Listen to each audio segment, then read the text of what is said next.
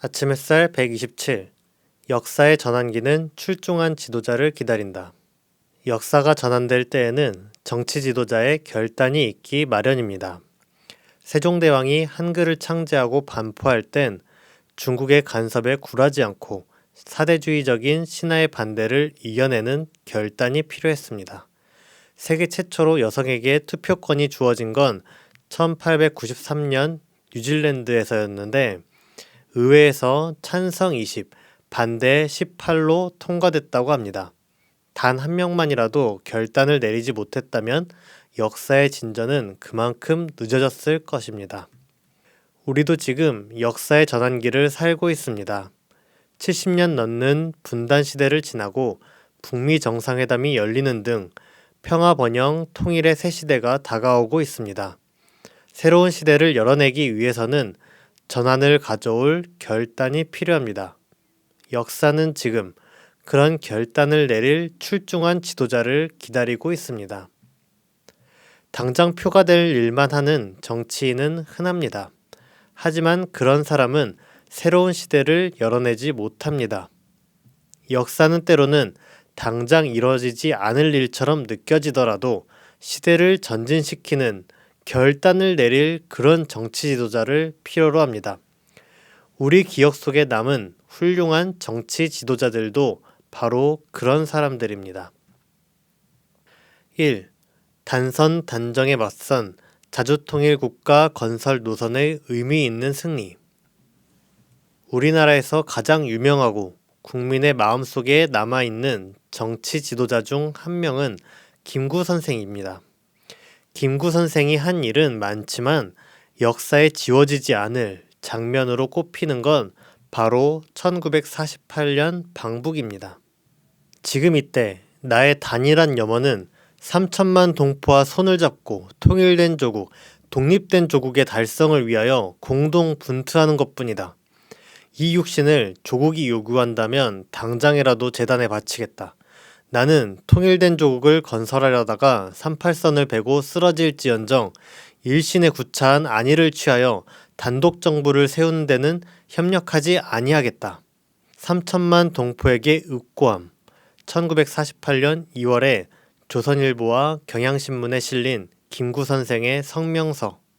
1945년 우리는 일제로부터 해방되었지만 38선이 그어지고 남해는 미군이, 북에는 소련군이 진주하며 분단이 되기 시작했습니다. 38선 이남을 통치하고 있던 미군정은 단독선거, 단선이죠. 단독선거를 실시하여 남한만의 단독정부, 단정이죠. 단독정부를 수립하려 했습니다. 미군정은 단독선거를 강행하기 위해 1948년 제주 4.3 학살까지 저질렀습니다.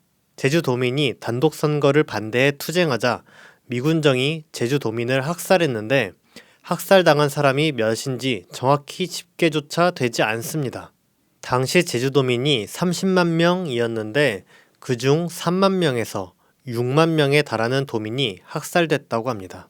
단선, 단정을 실시하려는 미군정에 맞서 통일정부를 추진하는 건 그만큼 위험한 일이었습니다. 당시 가장 명망있던 정치 지도자인 여운형 선생은 남북 통일정부 수립을 위해 노력하던 중 1947년 7월 19일 총격 테러로 사망했습니다.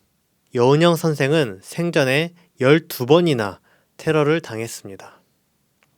하지만 이런 위험에도 우리 민족은 결코 분단을 받아들일 수가 없었습니다. 그래서 1948년 4월 19일 남과 북의 정당과 사회단체가 분단을 막고 통일정부를 수립하기 위해 한데 모였습니다. 이 회의가 바로 전조선 재정당 사회단체 연석회의입니다. 김구 선생은 단선 단정을 막겠다는 일념으로 38선을 베고 죽겠다는 각오로 방북했습니다. 그런 희생적인 결단의 덕으로 남북 지도자는 연석회의에서 외국 군대 즉각 동시 철수, 남북 지도자들은 외국군 철수 후 내전을 일으키지 않을 것, 외국 군대 철수 후 전 조선 정치회의를 소집해 민주주의 임시정부를 꾸릴 것. 이 임시정부가 전 조선 선거를 실시해 정부를 수립할 것. 남한의 단독 선거를 반대하며 이를 인정하지 않을 것이라는 합의를 맺었습니다. 그렇게 분단에 맞선 김구 선생은 결국 1949년 6월 26일 암살당했습니다. 국민은 김구 선생을 한국의 지도자로 기립니다. 김구 선생이 목숨을 걸고 남북 연석회의에 참가했기 때문에 우리 민족은 단선, 단정을 반대하고 자주통일을 지향한다는 걸 전 세계에 선언할 수 있었습니다. 어떤 이들은 남과 북이 서로 갈등했기 때문에 분단이 일어났다며 우리 민족을 헐뜯습니다. 하지만 김구 선생이 방북해 남북 합의를 맺음으로써 우리 민족은 분단을 막기 위해 단합했음을 증명했습니다. 김구 선생과 같은 정치 지도자들이 연석회의에 참석하지 않았다면 역사에는 남한 사람은 단선 단정에 동조했고 이승만이 남한을 대표하는 정치 지도자였다고 기록됐을 것입니다. 김구 선생의 방북은 구국의 결단이었습니다. 그리고 역사는 김구 선생의 자주통일 국가 건설 노선에 정통성을 부여하고 이승만의 단선, 단정은 매국 매족 행위로 기록합니다. 2. 전쟁 통일에 맞서 평화 통일을 외치다. 한국 현대사를 상징하는 정치인 중 한 명은 김대중 대통령입니다. 김대중 대통령은 민주화 운동과 평화 통일 운동에 큰 업적을 쌓았습니다. 특히 대통령으로서 2000년에 첫 남북 정상회담을 열고 김정일 국방위원장과 6.15 공동선언을 만든 업적은 역사에 길이 남을 것입니다. 김대중 대통령이 한국 현대사의 한복판에 들어온 건 바로 1971년 대선에서였습니다. 김대중 대통령은 당시 신민당 후보로 선출되어 박정희와 맞섰습니다. 당시 한국 사회는 반공 반북 분위기가 지배했습니다. 박정희는 1968년 우리는 민족 중흥의 역사적 사명을 띠고 이 땅에 태어났다 라고 시작하는 국민교육 헌장을 만들어 국민에게 외우게 했습니다. 여기엔 반공 민주정신에 투철해야 한다는 말을 넣어 반공 교육의 근거로 삼았습니다. 그래서 군사독재 시대엔 반공 글짓기, 반공 포스터 그리기, 반공 운변대회 같은 행사도 많았습니다. 1968년부터는 교련이라고 해서 학생들에게 군사교육을 시켜 북한에 대한 적개심을 고취했습니다. 이렇게 반공 반북 분위기가 휩쓰는 상황에서 김대중 대통령은 대통령 후보가 된 후 첫 기자회견에서 평화통일론을 주장했습니다. 남과 북이 서로를 인정하고 공존해야 하며 남북 교류를 통해 평화통일을 실현하겠다고 외쳤습니다. 그리고 남북한 유엔 동시가입, 미, 일, 중, 소 4대국에 의한 한반도 평화보장 구상을 제시했습니다. 지금은 통일이라고 하면 보수정당인 국힘당조차 북진 통일을 해야 한다고 대놓고 주장하진 않습니다. 하지만 당시엔 통일이라고 하면 북진 통일을 의미했습니다. 당시 김대중 대통령이 말한 평화통일론은 시대를 앞선 파격적인 제안이었습니다. 박정희는 선거 기간 김대중 대통령을 빨갱이라면서 비난했습니다. 그때부터 김대중 대통령은 내내 색깔론에 시달렸습니다. 박정희 독재 정권은 김대중 대통령이 초대 의장을 맡은 한국민주회복 통일촉진 국민회의를 이적단체로 규정하기도 했습니다. 1980년대에는 전두환 신군부가 김대중 대통령을 북한의 지령을 받아 내란을 일으키려 했다는 죄로 체포했습니다. 김대중 대통령은 국가보안법상 반국가단체 구성 및 수괴로 지목돼 사형을 선고받았습니다. 그 이후에도 김대중 대통령에겐 늘상 빨갱이라는 꼬리표가 따라다녔습니다. 평화통일을 주장한 대가가 참 혹독했습니다. 그러나 김대중 대통령은 그 고비를 모두 이겨냈고 끝내 대통령이 되었습니다. 그리고 대통령이 되자 첫 남북 정상회담을 열어 자신의 신념인 평화통일을 6.15 공동선언에 담았습니다. 6.15 공동선언은 오늘날 통일의 이정표로 불립니다. 북진 통일이 횡행하던 때에 누군가 목숨 걸고 평화통일을 외치지 않았다면 대한민국은 지금도 여전히 북진 통일론이 지배하는 나라로 남아있었을 것입니다. 그리고 남북 대결이 고조되던 끝에 결국 다시 전쟁이 발발했을지도 모릅니다. 김대중 대통령이 시대의 선구자가 되어 평화통일을 주장했기 때문에 오늘날엔 반공이 아니라 평화통일이 대세가 되었습니다. 헌법만 봐도 김대중 대통령의 공을 느낄 수 있습니다. 김대중 대통령이 평화통일을 주장하기 전인 1969년까지만 해도 헌법엔 평화통일이란 말이 없었습니다. 그런데 김대중 대통령이 1971년 대선에서 평화통일론을 주장한 후 1972년에 개정된 헌법에선 조국의 평화적 통일이란 표현이 들어갔습니다. 그리고 1987년 6월 항쟁 이후 헌법을 개정하면서는 헌법 제4조에 대한민국은 평화적 통일 정책을 수립하고 이를 추진한다 라고 구체적으로 명시됐습니다. 3. 반공이 아니라 통일이 국시다. 우리의 국시는 반공보다는 통일이어야 한다. 1986년 유성환 신민당 의원은 통일이 국시라고 말했습니다. 국시란 나라의 기본 방침이란 뜻인데 박정희는 1961년 5.16 군사 쿠데타를 일으키면서 반공을 국시의 제1의로 삼는다고 발표하기도 했습니다. 그런데 반공이 팽배하던 사회 분위기 속에서 통일이 국시라고 외친 것입니다.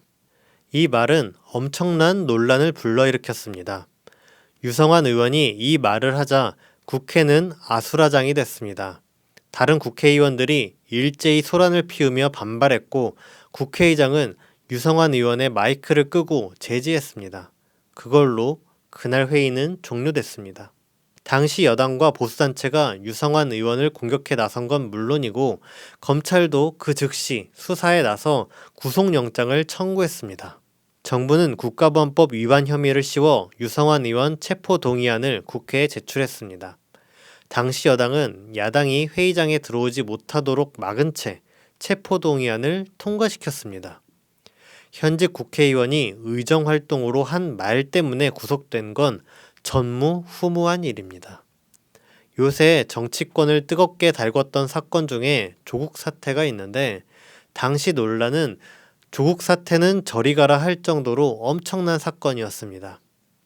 이제는 시대가 바뀌었습니다. 반공을 이야기하는 정치인을 찾아보기 힘듭니다. 보수정당인 국힘당도 반공 이야기를 하진 않습니다. 그리고 누구나 통일을 해야 한다고 말합니다. 하지만 그 당시엔 달랐습니다. 반공이 국시였고 통일에 대해서는 공산주의를 없앤다는 멸공통일, 공산주의를 이긴다는 승공통일이란 말만 울려 퍼지던 때였습니다. 1984년부터 1987년까지 3년 동안 매일 0.9명이 국가보안법으로 구속됐다고 합니다. 한번 국가보안법에 걸려들면 훗날 무죄 판결을 받더라도 이미 낙인이 찍혀 본인은 물론 가족 친지까지 신원조회 결과 취업에 불이익이 있는 식의 사실상 연좌제도 살아있었습니다. 간첩으로 몰렸던 정삼환 씨의 동생 정남도 씨는 형 보고 죽으라고 할 만큼 증오했었다 라고 회고하기도 했습니다.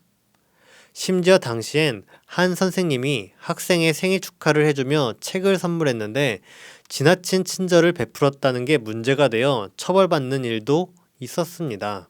반공 분위기가 극단으로 치닫다 보니 친절한 것조차 간첩으로 몰리는 근거로 됐던 것입니다. 이런 상황에서 유성환 의원은 국회에서 역사를 진전시켜야 한다는 마음으로 결단을 내리고 통일이 국시라고 발언했습니다.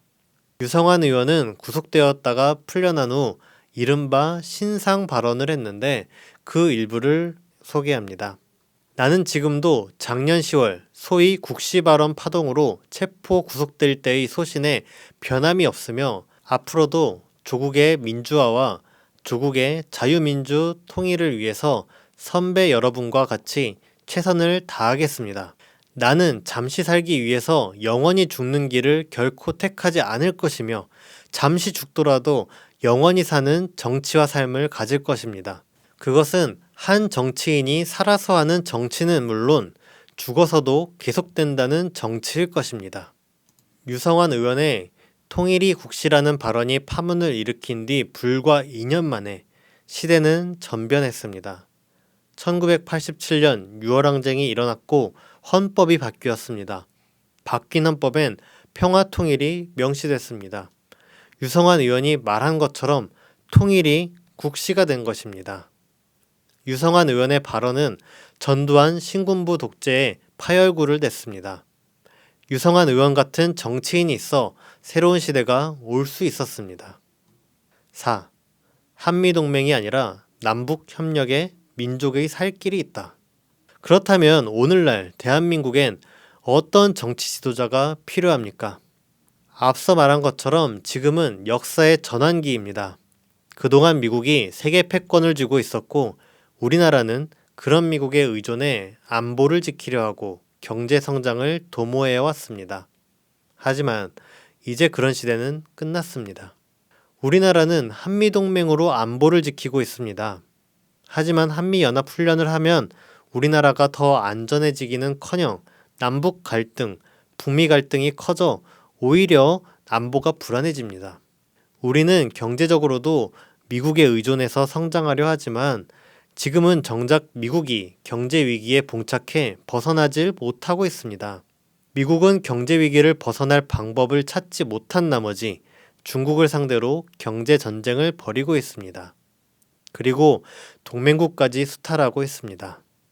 우리나라만 해도 방위비 분담금을 대폭 인상하고 미국 무기를 사들이며 미국에 투자할 것을 강요받고 있습니다. 미국에서 받는 혜택이란 없고 오히려 미국에 우리의 이익을 빼앗기고 있는 형편입니다.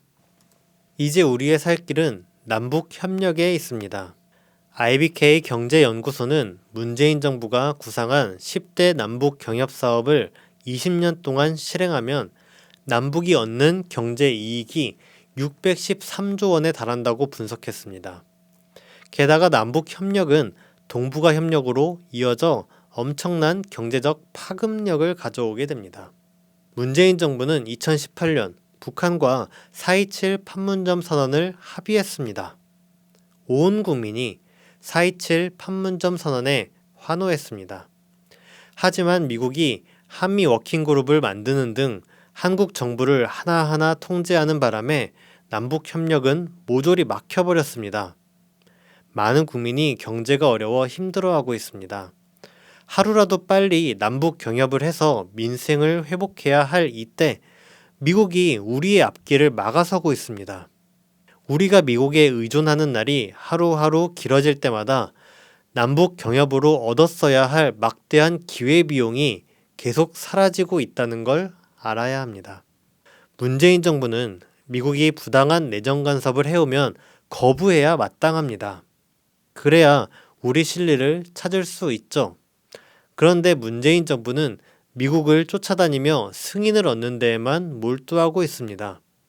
그래서 판문점 선언은 14선언이 실현되지 못했듯 사라져버릴 위기에 놓였습니다. 특히 올해 8월은 우리에게 심각한 위기가 찾아올 수 있습니다. 올해 출범한 미국 바이든 정부는 3월에 한미연합훈련을 강행함으로써 대북 적대 정책을 이어갈 것임을 보여줬습니다. 미국은 8월에도 한미연합훈련을 하려들 것입니다. 그런데 북한은 올해 열린 조선노동당 제8차 대회에서 강대강, 선대선 원칙을 표방했습니다. 바이든 정부가 3월에 이어 8월에도 한미연합훈련을 강행하면 북한은 더 이상 바이든 정부에 기대할 것이 없다고 보고 군사 대응을 할 가능성이 있습니다.